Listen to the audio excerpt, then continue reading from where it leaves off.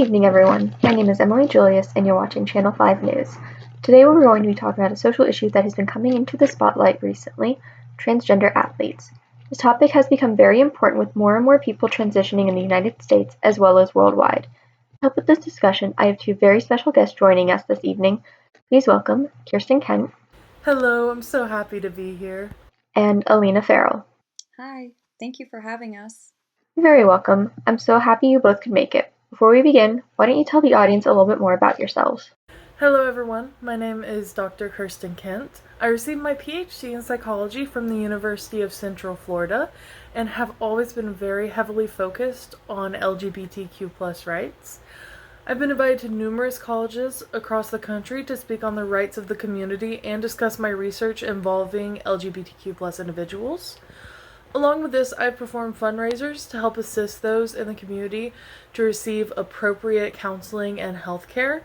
And more recently, I have been helping to fundraise and speak out in an effort to stop the multiple attempts to bar transgender athletes from competition.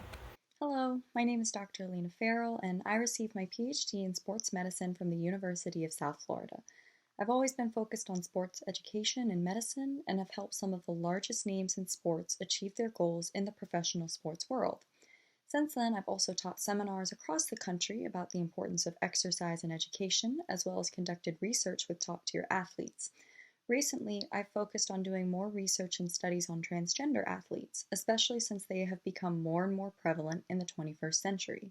So let's get to the matter at hand: transgender athletes in sports. Initial thoughts? It is essential to the mental well-being of transgender youth that we allow them in sports. As Dr. Farrell can attest to, sports participation positively affects youth well-being. More recent studies have shown the potential dangers for LGBTQ youth within sports, as well as revealed a lower amount of participation due to risk of discrimination and fears for their own safety. However, these studies have also shown that when LGBTQ youth have a safe space within the sport, it increases their sense of school belonging, their well-being, and their self-esteem.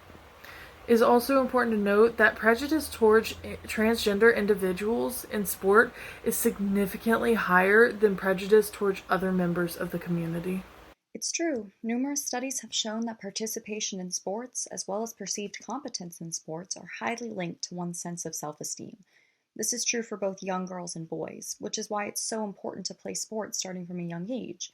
But while I also believe it is important for individuals to participate in athletics, I do think we need to be cautious in the future when it comes to changing rules or policy for transgender athletes. I know oftentimes the rules are different depending on the competition level, but what are some of the current rules for trans athletes in professional sports? So, within the Olympics, the International Olympic Committee drew up new guidelines in 2003 for participants who had undergone gender reassignment surgery. First, they had to have undergone this surgery, which included altering external genitalia. Then, they had to show legal recognition of their gender, such as on their driver's license. And finally, they must have undergone hormone therapy for a significant amount of time to diminish any sort of advantage they might gain over other competitors. This depends on the individual, so sometimes it could be a year, sometimes 2 years. It just depended on the transition and when they started it. In 2015, however, they updated these guidelines. So currently, only trans female athletes have to declare their gender, as well as show a testosterone level of less than 10 nanomoles per liter for 1 year and throughout the competition. Trans male athletes can compete without these kinds of restrictions.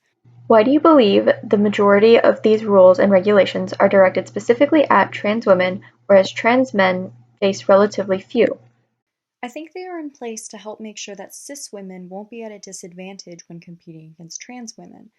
The Olympic Committee and other professional sports organizations want to make sure that it's a level playing field for everyone, especially when considering the age that the individual begins hormone therapy.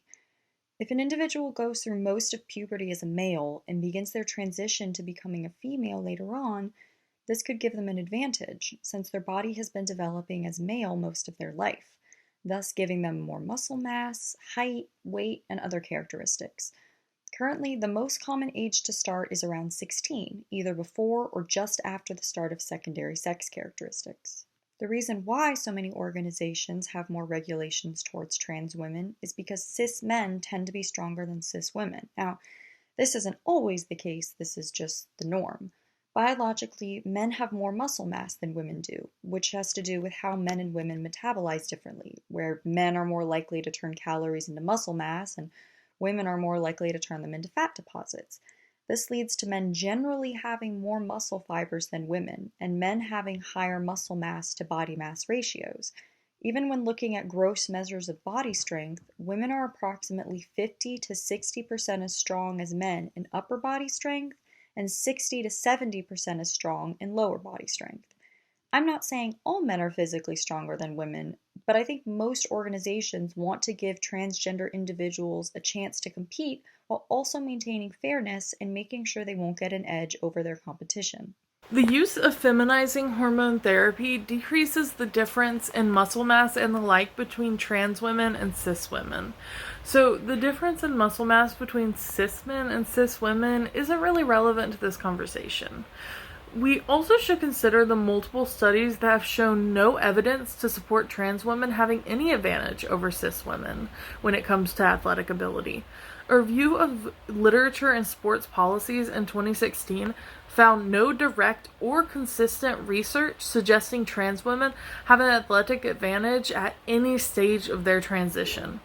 A study posted in the International Sports Law Journal in 2019 identified significant flaws in the data that was used by the International Association of Athletics Federation to make new regulations on the testosterone levels of trans women in sports.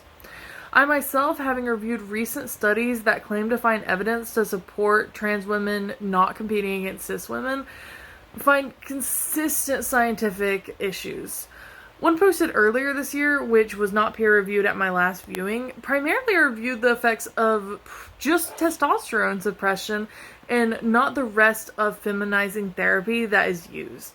Another study, also from 2020, states in their own limitations that the lack of longitudinal control group makes changes in performance due to the passage of time a confounding factor. They also report that the variability in time between the baseline assessment and the individual beginning hormone therapy may confound their assessment of the effects of hormone therapy. Then there's the question of if testosterone levels, as is the most common current regulation, can really predict a person's physiological advantage over another, but that's a separate discussion. Well, the muscle mass may not go down as much as you think. In fact, according to a 2019 study done by Dr. Anna Wick and her team of researchers, when looking at both trans men and trans women after a full year of hormone therapy, trans males went through radical changes in their body muscles, with a 15% increase in thigh muscles and quads, as well as a 15% increase in muscle density. Trans women, on the other hand, their muscle volume decreased by just 5%, while density was unaltered. These modest changes in transgender females suggest that maybe 1 year of hormone therapy is not enough, and that the extra muscle mass could give them an unfair advantage. Not only that, but another study in 2021 by Dr. Hilton found that even after a full 24 months of testosterone suppression, bone mass and muscle density may be preserved for over 12 years. Furthermore, no study has ever reported muscle loss greater than 12% with testosterone suppressants, even after 3 years of hormone therapy. And since men typically have about 40% more muscle mass than women and tend to perform better in most physical sports, that would mean that transgender women could gain a pretty significant advantage over cis women. This is further evidenced by trans female athletes being in the top 10% in regard to lean muscle mass and having a 25% stronger grip force. This is especially important with sports that are more physical, where people are more likely to sustain injuries, such as in rugby. One report in 2020 that looked at women's rugby acknowledged that when cisgender female players were tackled by a player who had gone through male puberty, they were at a significantly higher risk for injury than being tackled by another cisgender female player. They calculated that the risk of injury was 20 to 30% higher when tackled by a player with male characteristics, and that they could be even higher if the cisgender female player is smaller than average. I don't want anybody to feel unwelcome in the world of sports, but we have to make sure that nobody, be they transgender or cisgender, is going to gain an unfair advantage over their competitors. With all due respect, Dr. Farrell, you bring up studies that I spoke of in my last response. The study by Hilton has not yet been peer-reviewed, and it primarily looked at only the effects of testosterone suppression rather than the entire process of feminizing therapy. Wick's study only focused on the changes within transgender people over time and didn't have a comparison to cisgender people, as well as had a relatively small sample size. As for the rugby ban on transgender women, I personally have been unable to find a journal article that discusses the numbers mentioned. I've only seen news articles, none of which seem to provide references to peer-reviewed research articles. If you have one, I would love to review it myself. I think you both bring up good points, but we're getting a little off topic here. What about rules and regulations within high schools? This has long been a matter of debate, and simply it comes down to the fact that we cannot and should not be discriminatory against transgender children. Luckily, President Joe Biden has enacted the executive order on preventing and combating discrimination on the basis of gender identity or sexual orientation. Many opponents have spread false information claiming that this will eliminate women's sports and have even gone as far as to say that it ties an educational institution's federal funding to allowing biologically male athletes access to women's sports teams. This is simply not true. His order is enforcing and expanding the Supreme Court decision of Bostock versus Clayton County, which mandated that LGBTQ people are protected from sex discrimination in the workplace. President Biden's order states that discrimination against LGBTQ+ people overlaps with other forms of prohibited discrimination, including discrimination on the basis of race or disability. This is a huge step forward and will allow the community to not suffer legal discrimination as it has in the past. It's true that President Joe Biden enacted this order, which I hope will encourage more trans individuals to participate in sports or something they enjoy. But when it comes to rules about trans athletes within high schools, it's a little more difficult to define regulations and set boundaries, because most of the students are underage. So whereas with adults you can require hormone therapy, surgery, or certain testosterone levels, that is much more difficult to enforce with middle and high schoolers under the age of 18. Most states do their best to mimic the IOC or NCAA guidelines, but it can be difficult because of the lack of resources for testing testosterone levels and how some medical professionals don't want to prescribe hormones to minors. Other states, like Nebraska, try to make decisions on a case-by-case basis. New Jersey and New Mexico require proof that an individual is in the process of transitioning before they can compete. Georgia and a few others leave the decision up to the school district on how to include trans athletes. And other states still rely on anatomical sex, so the person would have to get surgery before they can play with the gender they identify as.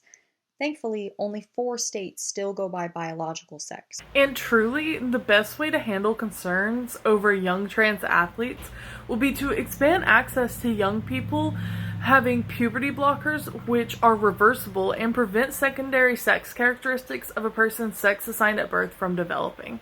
This will prevent concerns over testosterone giving potential advantages to young trans women over young cis women in athletics at a high school level. These delay puberty until an individual can begin hormone therapy, which is allowed as early as 16 in some states, and go through puberty that aligns with their gender identity. If these puberty blockers are stopped for whatever reason, then they will continue to go through the puberty of the sex they were assigned at birth, so there is no risk to putting children on these that identify as transgender. Earlier, Dr. Kent, you were saying that testosterone is not related to physical performance. Is that the case? Current research shows no well-documented and significant correlation between testosterone levels and physical performance in any sex or gender. Testosterone may help with the development of muscles, but is not a directly correlating causational factor to physical performance. Actually, Dr. Kent, the findings are a little more mixed than that, as yes, there have been studies that suggest no connection between testosterone and physical performance, but there have also been studies suggesting the opposite. Specifically, I'm talking about testosterone supplements, not testosterone developed by the body. For instance, a study done in 2019 found that young women who took testosterone for 10 weeks had an 8.5% endurance increase when compared to the placebo group.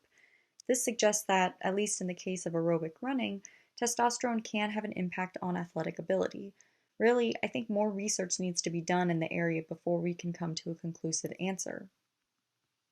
I am aware of that study, which, as you said, addresses exogenous testosterone or testosterone given via pills, cream, etc. as supplements rather than endogenous, which is produced within the body.